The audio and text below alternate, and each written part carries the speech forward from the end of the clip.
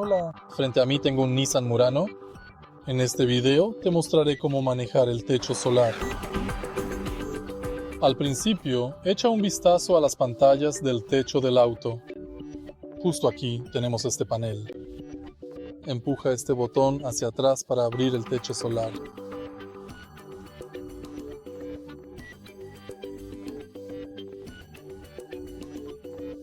Empújalo hacia adelante para cerrar el techo solar.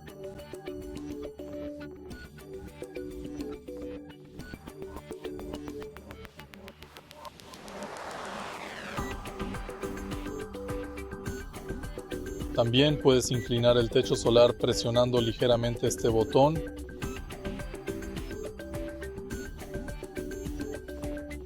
Si te resulta útil el video, por favor deja un like, comenta y suscríbete.